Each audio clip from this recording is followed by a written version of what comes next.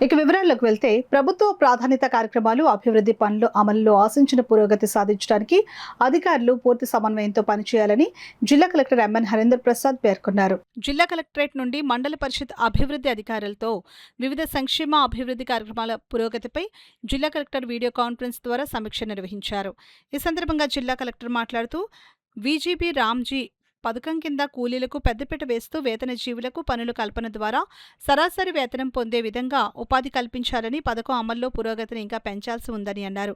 మెట్ట ప్రాంత మండలాల్లో 100% ఉద్యానవన ప్లాంటేషన్ లక్ష్యాన్ని పూర్తి చేయాలని ఆదేశించారు.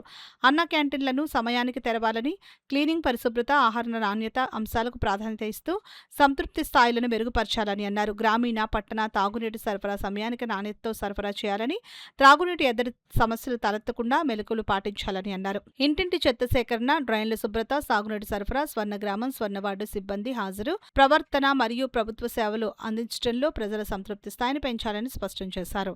ఈ కార్యక్రమంలో ZP CEO VVS Lakshmanarao, DWAMA PD S Madhusudan, జలవనరుల శాఖ ఈ శేషగిరిరావు, ఆర్డబ్ల్యూఎస్ ఎస్ఏ మహమ్మద్ అబ్దుల్ మతీన్ తదితరులు పాల్గొన్నారు.